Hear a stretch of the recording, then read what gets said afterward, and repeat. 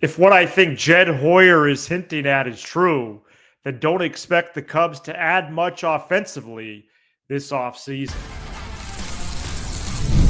That's obvious. You are Locked On Cubs, your daily Chicago Cubs podcast, part of the Locked On Podcast Network, your team every day. You are Locked On Cubs, part of the Locked On Podcast Network. Now the number one sports podcast network. We are your team every day. I'm Matt Cozy, and I'm a lifelong fan, taking my passion into discussion with you on all things Cubs. Today's episode is brought to you by FanDuel. Right now, new customers can bet just $5, and if your bet wins, you'll get $300 in bonus bets to use across the app. Download the FanDuel app today. Later in the show, we go player by player over what would be the current Cubs roster. That includes graphic, and we'll go player by player on that. Before we do that, we're going to go over the latest on the payroll with some shocking numbers. Maybe not shocking for 2026, but definitely the future outlook, 2027 and beyond. But really breaking down how much wiggle room they have this offseason, which Jed Hoyer talked about when he spoke Tuesday at the GM meetings in Las Vegas for his first official comments on the offseason. And that's where we start. We closed our last episode, Sam and I did, with about a minute-long cut that included Hoyer saying it will be an active offseason. I think we're going to have an active offseason. I'm skeptical, not because I doubt they will make additions, but because I wonder how many additions they will make that are impactful. And to those questions, Hoyer did reveal the Cubs' plan for the offseason as they build the roster for 2026, because when we got on the air last time, Marquis had just put out a clip like that clip that we played. And then shortly after we recorded, they released the whole 25 minutes of Hoyer's availability with the media. So we could react to that in full now. And he revealed their plans as far as I could tell. The part that we did get to was that they were obviously, that's his words. I think that's obvious. That they were obviously going to add pitching both in the rotation and the bullpen. But in the Fuller clip, the Fuller media availability, he never gave any indication to adding offensively. In fact, he said there isn't urgency to add to the starting lineup, and that if they had to play a game tomorrow, they could do that. They could do that just fine. Move Sayed to right, Ballesteros at DH, maybe Casey off the bench, Alcantara. Again, we're going to go way more roster stuff later in the show as well. But he said he actually used the word urgency, that he wasn't sure if there was going to be urgency to add to the starting lineup, hinting that they will roll with the position players who are currently with the organization. I agree that there's openings on the pitching side. But to not add offensively could be very problematic for the Cubs. Is that redundant?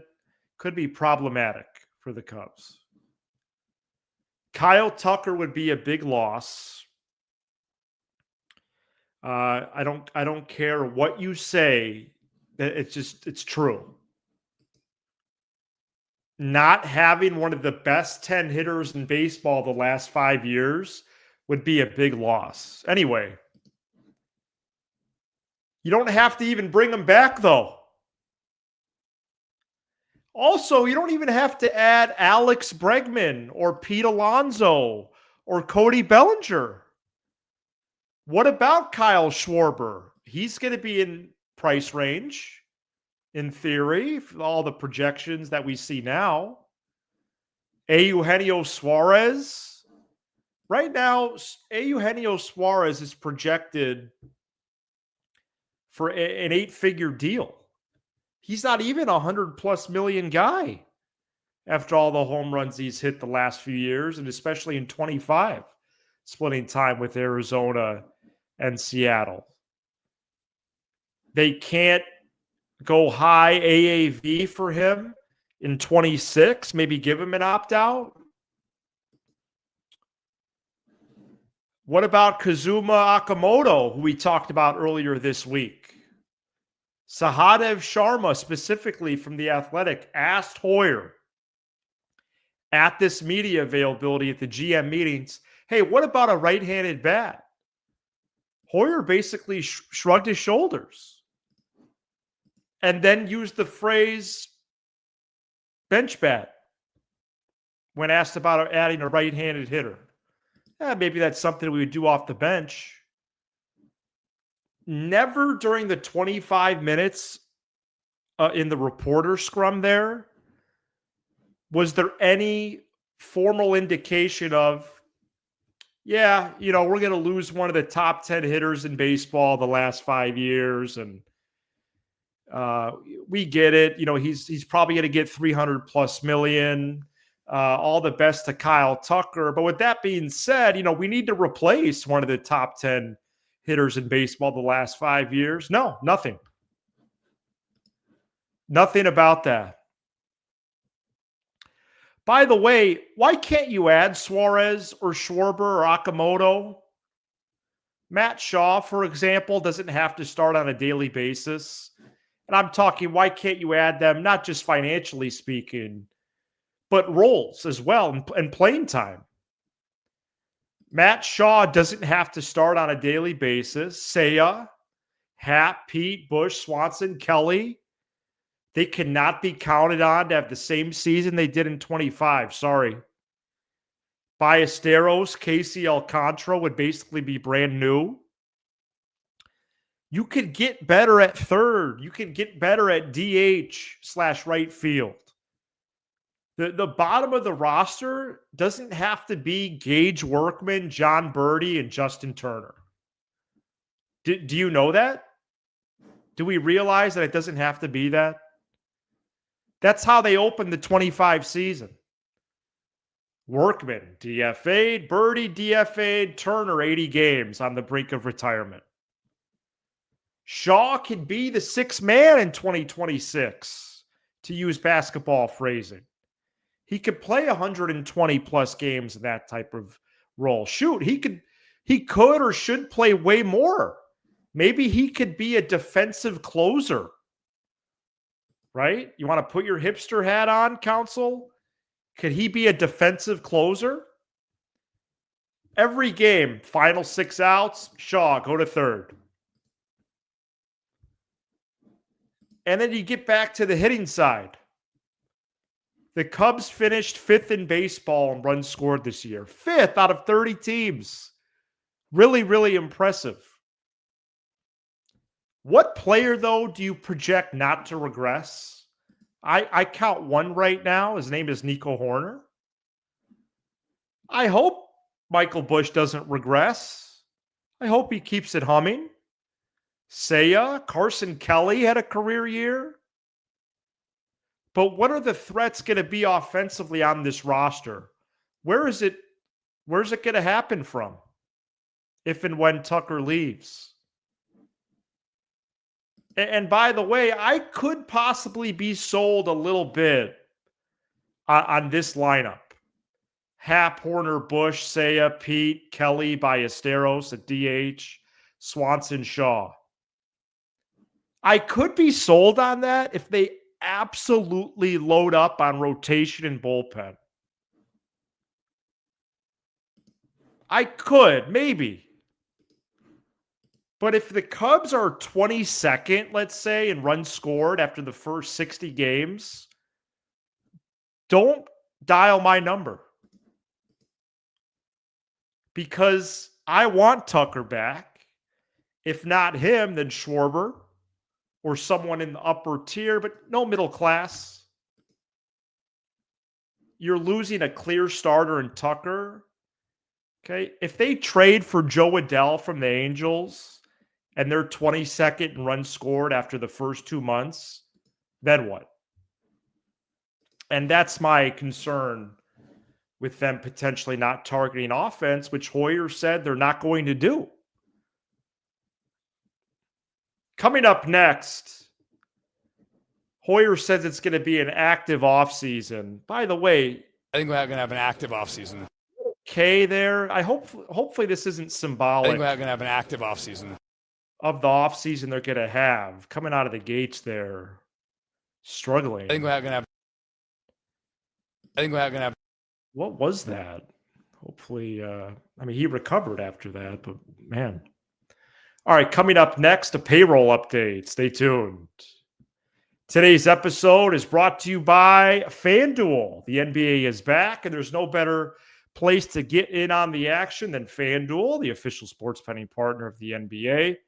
Even if you missed the start of the game or want to ride the hot hand, FanDuel has live bets on everything from who will score next to fourth quarter comebacks.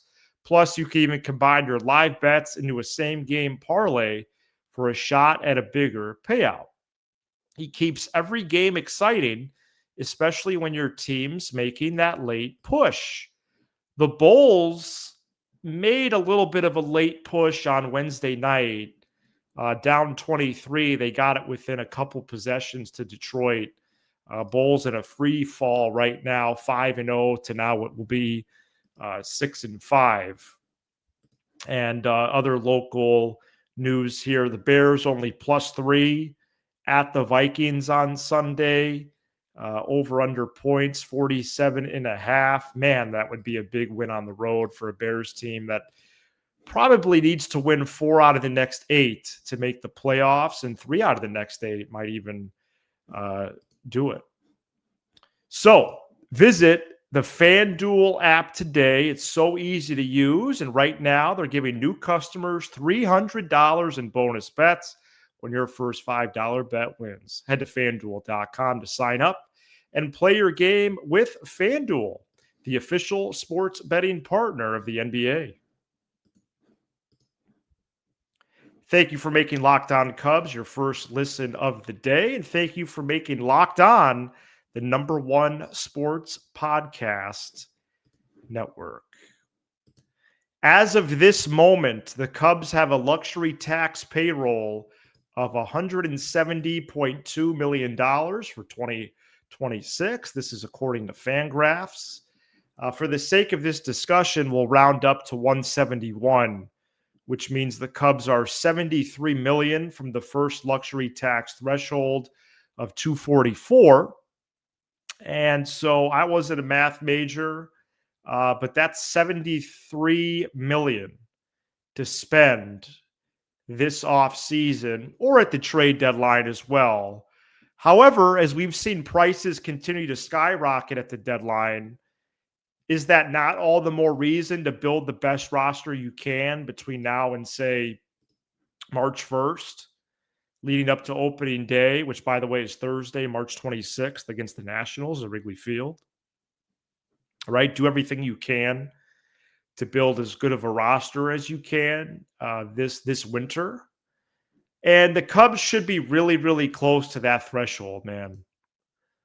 I'm not one to be too convicted about them going over. I really even haven't given it much thought in terms of having them to pay the luxury tax. I understand why they would stay under and not want to pay the penalty, but they shouldn't be in the final season of this version of the sport, potentially because of the CBA expiring in now about 12 and a half months, December 1st, 2026.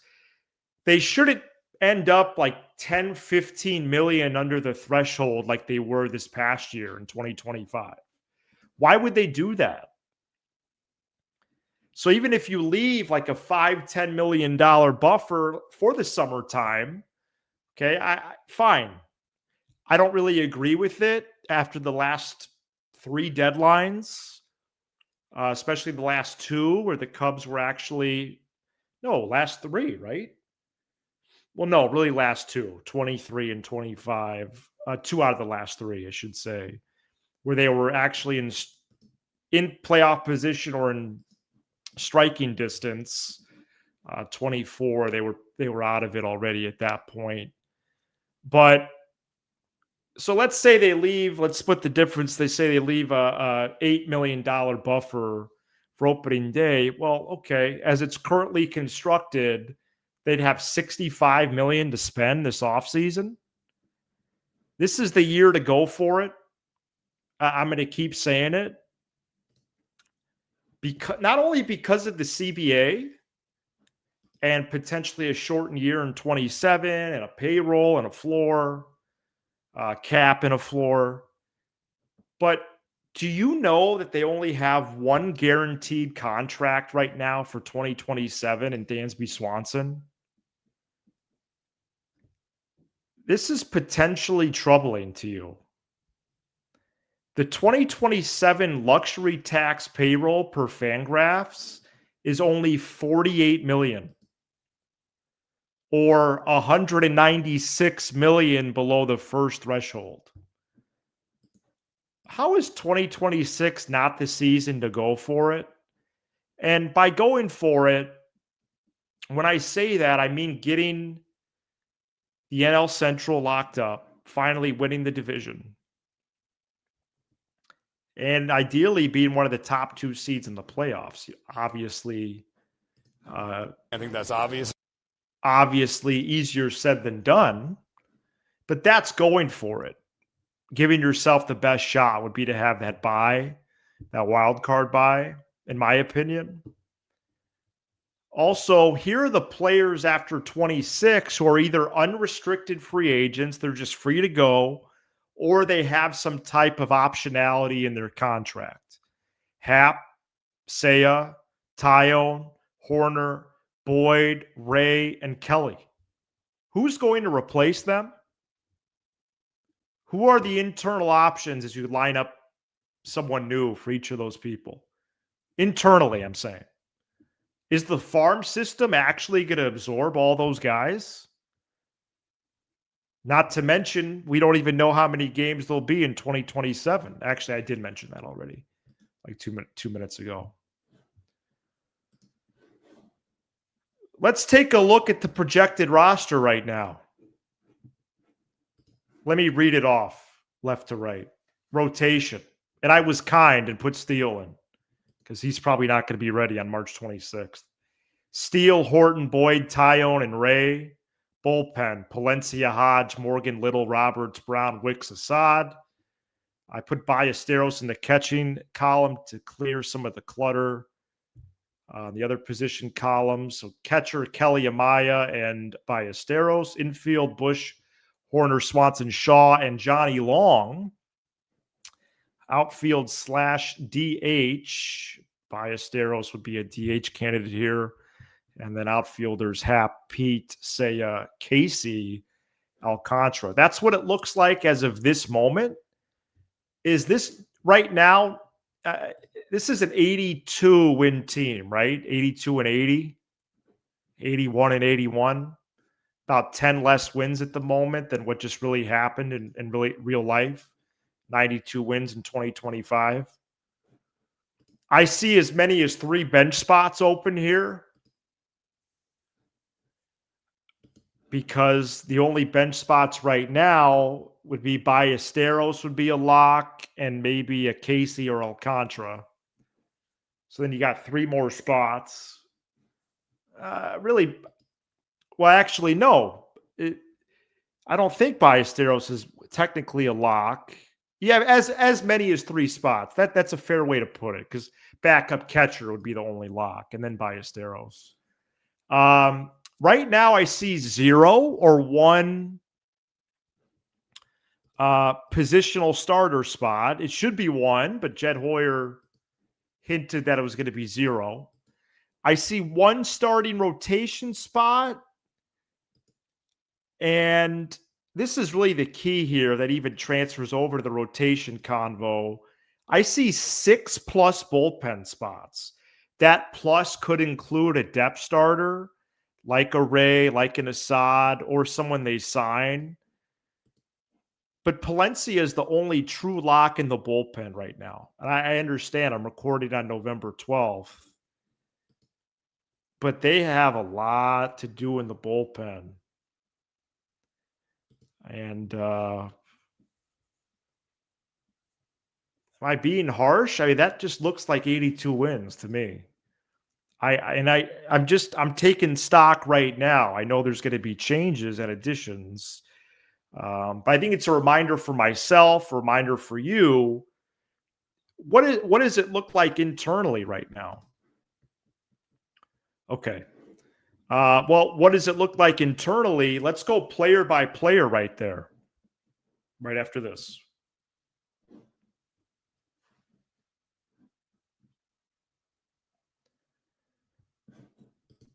Shout out to the everydayers. You can become a Locked On Cubs everydayer by joining us for every episode throughout the week. Some key date information here that I wanted to go over before I go player by player on the roster. I think it was in a previous version of my rundown. Where did that go? I know the qualifying offer deadline is this Tuesday. Here it is. Deadline to accept or decline the qualifying offer is 4 p.m. Central on November 18th. That's this Tuesday. The non-tender deadline is at 7 p.m. Central on November 21st. That's next Friday, about 10 days from now. Tucker got the qualifying offer. So did Imanaga. Tucker, that will just be procedural. That's a real decision, though, for Shota. Although John Heyman of the New York Post and MLB Network dropped a nugget on Tuesday or Wednesday that Shota will likely decline that, though there is some local reporting now that maybe they try to work out a 2-year deal with him. That would have been less costly than the original club option. So those are some key dates right there. That non-tender deadline next Friday, the 21st, because there's so few players on the 40-man, there's only 28 players. They have several non-tender candidates. Mine would be McGuire, Morgan, Hollowell, Little, Neely, and Roberts. But probably the only one they would need to act with urgency on by next Friday is McGuire, because they have 3 catchers on the roster already with Kelly, Amaya, and Ballesteros. Even if Ballesteros could maybe catch just 10 games in 26, that's still 3 catchers. So I think McGuire is going to be a free agent by next Friday. And then Morgan, Hollowell, Little, Neely, and Roberts would be the next in line as they make additions this offseason to maybe go, or maybe those guys are a part of trades. But even then, let's say they non-tender McGuire, that's 27 guys on the 40-man. That's still 13 people as a buffer to get to. So all those pitchers that I mentioned, they might make it all the way to Sloan in February. We'll have to wait and see. All right, let's go player by player for a couple minutes here. Just really looking forward to the return of Justin Steele, anchoring the top of the rotation there. Horton and Boyd were excellent in 2025. Matthew Boyd just won our Pitcher of the Year award. Cade Horton was second Rookie of the Year. He almost won our Pitcher of the Year award. But again, visualize somewhat of impact in between one of those 3 guys, Steele, Horton, and Boyd. Can you imagine Steele, Amai, Horton, Boyd?